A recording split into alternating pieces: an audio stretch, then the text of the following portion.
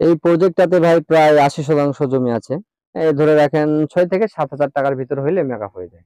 এখানে লাল শাক আছে, সাদা শাক আছে, পাট শাক আছে, তার পাশাপাশি মূলা শাক আছে। আমি ৩৩% মাটিতে প্রায় ৪৮,০০০ টাকার মতো বিক্রি করছি। বীজ বপন পদ্ধতিটা বলতে ভাই এটা আসলে খুব সহজ। নতুন কেউ যদি লাল শাক চাষে আগ্রহী হয়, জি, তার জন্য আপনার ওভারঅল পরামর্শ কি এই থাকবে? ২ মাসের ভিতরে যে কোনো এক সময় লাগাইলে আশা করি যে সর্বোচ্চ দামে বিক্রি করা যায়। যে যেখান থেকে এই ভিডিওটি দেখছেন আপনাদের সবাইকে জানাই আধুনিক কৃষিযোদ্ধা ইউটিউব চ্যানেলের পক্ষ থেকে আন্তরিক শুভেচ্ছা ও অভিনন্দন। প্রিয় দর্শক, এই ভিডিওতে আমরা একজন তরুণ কৃষিযোদ্ধার লাল শাক চাষের অভিজ্ঞতা শেয়ার করার চেষ্টা করেছি, যিনি দীর্ঘদিন যাবৎ বাণিজ্যিকভাবে বিভিন্ন প্রকার শাকসবজি চাষাবাদ করে আসছেন। এই মুহূর্তে আমরা যে জমিতে দাঁড়িয়ে আছি, এখানে উনি প্রায় ৮০% জমিতে বিভিন্ন প্রকার শাক বীজ বপন করেছেন। এখানে চাষ করা শাকের মধ্যে রয়েছে মূলা শাক, পাট শাক, সবুজ শাক, সেই সাথে রয়েছে লাল শাক এবং নতুন করে কিছু পরিমাণে সরিষা এবং পাট শাকের বীজ বপন করেছেন। লাল শাক বীজ বপন করার মাত্র ১৮ থেকে ২০ দিনের মধ্যেই শাক বিক্রি শুরু করা যায়। লাল শাক চাষ অল্প দিনের লাভজনক ফসল হওয়ায় এই চাষের পরিমাণ দিন দিন বৃদ্ধি পাচ্ছে। তাই অজানা কৃষকদের জানানোর লক্ষ্যে এই অভিজ্ঞ কৃষকের অভিজ্ঞতার আলোকে আজ আমরা জানব বাণিজ্যিকভাবে লাল শাক চাষের সহজ পদ্ধতি, লাল শাক চাষের উপযুক্ত সময়, গুরুত্বপূর্ণ পরিচর্যা এবং আয় ব্যয় সহ যাবতীয় খুঁটিনাটি তথ্য।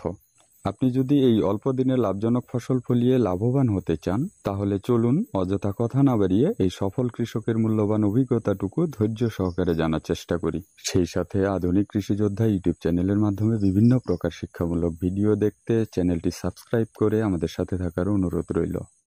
আসসালামু আলাইকুম ভাই। ওয়ালাইকুম আসসালাম ওয়া রাহমাতুল্লাহি ওয়া বারাকাতুহু। কেমন আছেন? আলহামদুলিল্লাহ, আপনি ভালো আছেন? জি, আলহামদুলিল্লাহ, আমিও ভালো। ভিডিওর শুরুতে আপনার নামটা একটু জানতে চাচ্ছি।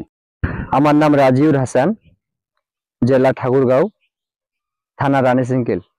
আমি বিগত ৫ থেকে ৬ বছর যাবত এই সবজিতে জড়িত আছি। আমরা যে আপনার এই প্রজেক্টের উপরে দাঁড়ায় আছি, এখানে কতখানি জমিতে এই শাকসবজি চাষাবাদ করছেন? এই প্রজেক্টটাতে ভাই প্রায় ৮০% জমি আছে। কি কি শাকের চাষাবাদ করছেন এখানে? এখানে লাল শাক আছে, সাদা শাক আছে, পাট শাক আছে, তার পাশাপাশি মূলা শাক আছে। আমরা দেখতে পাচ্ছি আপনার পিছনে নতুন একটা জমি, নতুন করে কিছু বীজ বপন করা হয়েছে। এটা কি শাক বুনছেন? এটা ভাই যেটা নতুন করে বীজ বপন করছি, এটা একটু সরিষা আছে আর তার পাশাপাশি একটু পাট। শাক চাষের জন্য কেমন জমি সবচেয়ে উপযোগী বলে মনে করেন? শাক চাষের জন্য সবচাইতে উপযোগী জমি হলো আপনার উঁচু ডাঙ্গা সাইড, বর্ষাকালের জন্য পারফেক্ট। শীতকালের জন্য সবখানে হয়, এঁটেল মাটি থেকে শুরু করে। আপনার এই জমিটা প্রস্তুত করার সময় কয়টা চাষ দিছিলেন? ৪টা চাষ দিচ্ছি ভাই। সার তো অবশ্যই দেওয়া লাগছে, তবে আগে দেইনি। ফিনিশিং চাষের সময় ৩ চাষের পর ৪ চাষ যখন আমি দেই, তখন লিটার তার পাশাপাশি একটু চালানি সার মিশ্র করে ছিটাই দিচ্ছি। এই ৮০% জমিতে যদি আপনি শুধু লাল শাকের বীজ বুনতেন, তাহলে কত কেজি বীজের দরকার ছিল? ৩৩% জমিতে অনেকজনে ১ কেজি ফালায়, কেউ আবার একটু বেশি গজানোর জন্য ২ কেজিও দেয়। কিন্তু আমি যেটা বীজ রোপণ করছি, আমার মেনে হলে আমি ১.৫ কেজিও ফেলাই। তাতে অনেক ঘন, তাতে কোনো সমস্যা দেখা যায় না। সেই বীজ বপন পদ্ধতিটা একটু জানতে চাচ্ছিলাম। বীজ বপন পদ্ধতিটা বলতে ভাই এটা আসলে খুব সহজ। এটা আমি ১ম এ চাষ দিয়ে জমিটা ওকে করে নিচ্ছি। তারপরে বেড সিস্টেম করছি। বেড সিস্টেম করে চাষের সময় যে জমিটা উঁচু নিচু হয়ে যায়, ওই উঁচু নিচু জমিটাতে মাটি ফালাই দিয়ে সমান করে নিয়ে ওই বেডের উপরে আপনার বীজ ফালাই দিচ্ছি। বীজ ফালাই দিয়ে আমি গরুর হাল দিয়ে মই টানে নিয়েছি, ব্যাস। গরু দিয়ে ভাই জমির পরিমাণ আমার অনেক বেশি, তাই আমি গরু ব্যবহার করছি। যদি আপনার মনে করেন যে ২০%, ১৫%, ১০% জমিতে হয়, আসলে এগুলা ক্ষেত্রে গরু লাগে না। হালকা ২, ৪, ১০ কেজি ময়ে ওজন দিয়ে হালকা টানে দিলে হয়ে যায়। ১ পাট কিংবা ২ পাট দিলে যথেষ্ট। চারা গজানোর পর কি কোনো কীটনাশক স্প্রে করতে হয়? হ্যাঁ, কীটনাশক তো অবশ্যই ব্যবহার করতে হবে। কি কি সমস্যার জন্য এই কীটনাশক ব্যবহার করতে হয়? সমস্যা ভাই অনেক প্রকার দেখা দেয়। যেমন মনে করেন যে গোড়ায় পচন ধরে আসে, তার পাশাপাশি এই যে আপনার পাতা খোয়া পোকা, এটার আক্রমণ হয়। বীজ বোনার পর থেকে শাক বিক্রি পর্যন্ত এর জি। মাঝে কি সার ব্যবহার করতে হয়? হ্যাঁ, সার তো অবশ্যই ব্যবহার করতে হবে। আপনি বীজ ফেলার সময় যতগুলা সার ব্যবহার করেন না কেন, কিন্তু অবশ্যই আপনার ১০ থেকে ১২ দিনকার ভিতরে ইউরিয়া সার মারতেই হবে। তা না হলে গাছ আপনার কোয়ালিটি ভালো থাকবে না। আচ্ছা, অনেকেই দেখা যায় যে এই শাকের জমিতে ম্যানকোজেব বা এই ধরনের যে ছত্রাকনাশকগুলি আছে এগুলি ব্যবহার করে, এটা ব্যবহার করা কতটা যৌক্তিক বলে মনে করেন? যুক্তি মনে করি বলতে আসলে ম্যানকোজেব, হ্যাঁ ম্যানকোজেব ব্যবহার করা যায়, তবে ওটা সবসময় ব্যবহার করা যাবে না।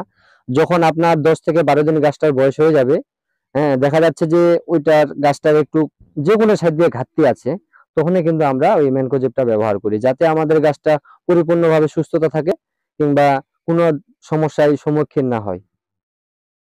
শাকের জমিতে কি নিড়ানি দিতে হয়? হ্যাঁ, নিড়ানি দিলে তো সব চাইতে বেশি ভালো। অতিরিক্ত ঘাস বলতে ভাই, আপনি বীজ রোপণের সময় যদি দেখা যায় যে আপনি বীজ ফালাই দিলেন, বীজ ফালাই দিয়ে 2-4 দিনকার ভিতরে আপনার বৃষ্টিপাত হয়, সেই বৃষ্টিপাতের কারণে মাটি আপনার অনেক শক্ত হয়ে যায়, সঙ্গে যে আপনার ঘাস যেমন অটোমেটিক ভাবে ওটা চলে আসে। অতিরিক্ত ঘাস গজালে সেটা, হ্যাঁ মানুষ দিয়ে আমরা পরিচর্যা করি। বীজ বপনের কতদিন পর বিক্রি শুরু করা যায়? এটা ভাই কিছু আপনার মাটির ভেদাভেদ আছে। যদি ডাঙ্গা সাইডে আপনার উঁচু জমি হয়, তাহলে দেখা যায় যে জমির পরিমাণ যদি সব দিক দিয়ে ভালো পারফেক্ট মনে হয়, আমি 17 থেকে 18 দিনের ভিতরে শাক তুলছি। একটা বিষয় আমি খেয়াল করলাম, সেটা হচ্ছে দেখলাম যে আপনারা এই শাক তুলে ছোট ছোট করে আটি বানতেছিলেন। এই জি। আটি বান্দার সিস্টেমটা বা এটার কারণটা যদি একটু বলতেন। এটা কারণটা বলতে ভাই, আসলে আমাদের রানীশঙ্কল থানায় এই আর্টি সিস্টেমটাই বেশিরভাগ প্রচারিত। অন্য অন্য জায়গায় হয়তো বা কেজি হিসাবে বিক্রি হয়, কিন্তু আমাদের এখানে ওই সাবজেক্ট নাই। আমাদের এখানে ওই আটি হিসাবে বিক্রি হয়। হিসাবে বিক্রি হয়। জি। আচ্ছা, বর্তমান সময়ে এই এক আটি শাকের দাম কত? বর্তমান সময়ে এক আটির মূল্য আসতেছে, আমি ভাই পাইকারি দেই, খুচরা বিক্রি করি না। আমার পাইকারি রেট আসতেছে 5 টাকা। 33 শতাংশ জমি থেকে সর্বোচ্চ ফলন হলে জি। কত আটি পর্যন্ত লাল শাক বিক্রি করা সম্ভব? শাক ভাই, যদি আপনার সব দিক দিয়ে রেজাল্ট ভালো হয়, 1 শতাংশ জমিতে আপনি নিম্নত 2 থেকে 2.5 টা তুলতে পারবেন।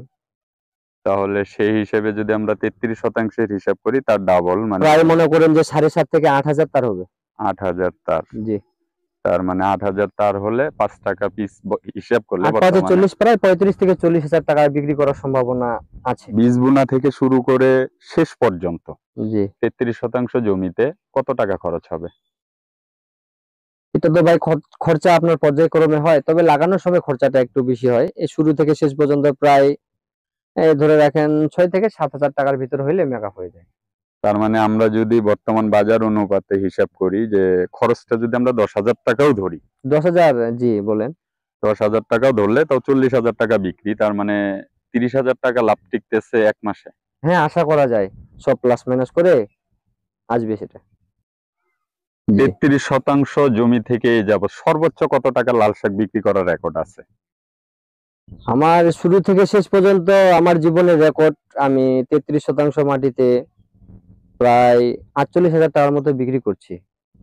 কোন মাসে লাল শাকের বীজ বুনলে সবচেয়ে বেশি দামে বিক্রি করা সম্ভব? সব জায়গায় পারফেক্ট সময় হচ্ছে আপনার আষাঢ় থেকে শ্রাবণ মাস, এই 2 মাসের ভিতরে যে কোনো এক সময় লাগাইলে আশা করি যে সর্বোচ্চ দামে বিক্রি করা যায়। ধরেন আমি নতুন, জি। আপনার কাছে আসছি পরামর্শের জন্য, যে ভাই আমি শাক চাষ করতে জি। চাচ্ছি, আমার জন্য আপনার পরামর্শ কি থাকবে? পরামর্শ থাকবে এটুকুই যে, যেদিক দিয়ে হয়তোবা আপনি লাভবান হতে পারেন, আর আমি যেভাবে যে প্রযুক্তিতে আমি শাক উৎপাদন করি, সঠিক সময় জমিতে যদি আপনি শাক ফলান, আশা করি যে প্রতিটা কৃষকের লাভবান হওয়ার সম্ভাবনা বেশি।